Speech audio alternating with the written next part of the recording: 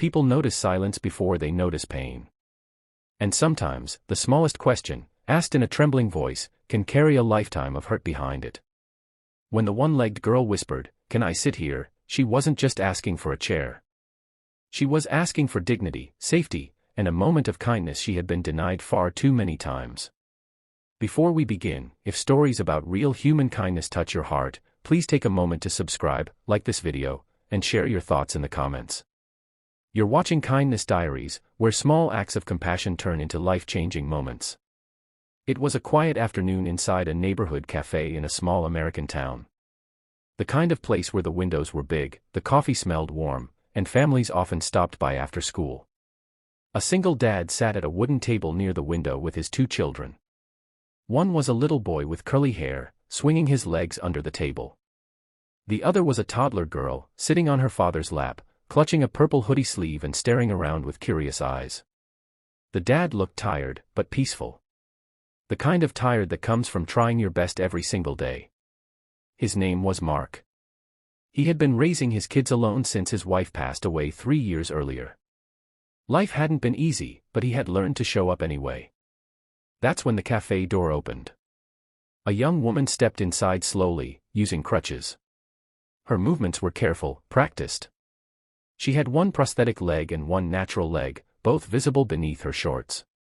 She wore a blue t-shirt and had her hair pulled into a loose ponytail. Her face showed strength, but also hesitation. Her name was Lily. She scanned the room, her eyes briefly dropping to the floor before lifting again. The cafe wasn't full, but most tables were taken. A few people glanced at her, then quickly looked away. Others stared just a second too long. Lily was used to that. She ordered a coffee at the counter, her voice soft, almost apologetic. Then came the hardest part, finding a place to sit. Every step felt heavier than the last. Not because of her leg, but because of the memories attached to moments like this. She had been ignored before. Whispered about. Politely avoided. Sometimes people smiled, but moved their bags closer, making it clear the seat was taken. She noticed Mark's table. There was an empty chair across from. Her heart beat faster. She told herself not to ask.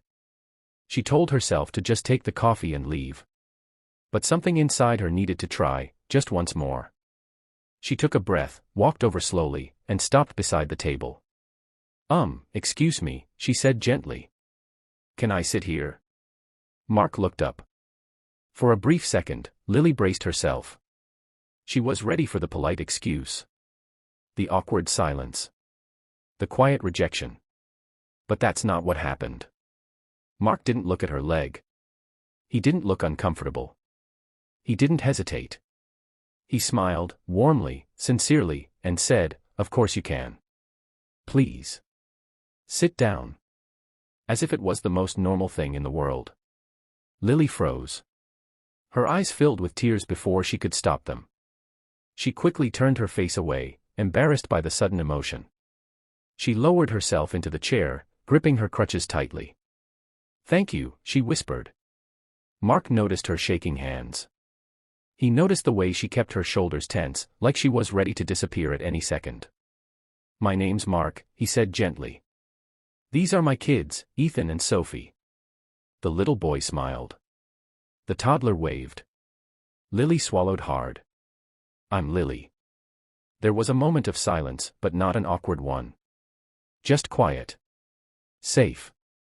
Then Sophie reached out with her tiny hand and touched Lily's crutch. "What's that?" she asked innocently.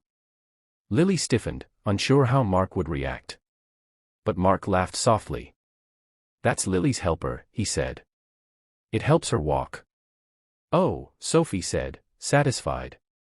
"Like my training wheels." Everyone laughed. Something inside Lily cracked open. They talked. Slowly at first. About small things. The weather. The coffee. The kids' favorite cartoons. Lily shared that she lost her leg in a car accident years ago. She didn't go into detail. She didn't need to. Mark listened. Really listened. Not with pity, but with respect. He shared his story too. About losing his wife. About learning how to braid hair and pack school lunches. About how some days were hard, but love kept him going. Lily felt something she hadn't felt in a long time. At one point, she apologized quietly. "I hope I didn't interrupt your family time." Mark looked at her, surprised. "You didn't interrupt anything," he said. "You're part of this moment now." Lily couldn't hold it back anymore. Tears rolled down her cheeks. Not loud sobs, just silent, overwhelmed tears. "I've eaten so many meals alone," she said softly. "Not because I wanted to, but because people don't always make space." Mark nodded. "I know," he said. "And I'm really glad you asked." Before Lily could respond, Ethan spoke up. "You can sit with us anytime," he said proudly.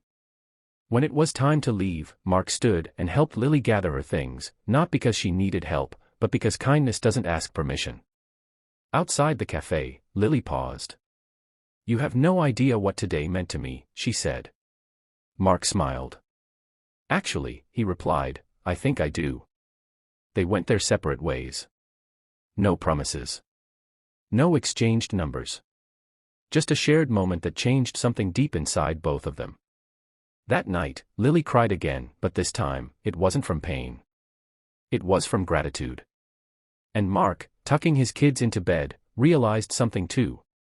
Kindness didn't require grand gestures. It only required noticing someone, and choosing not to look away.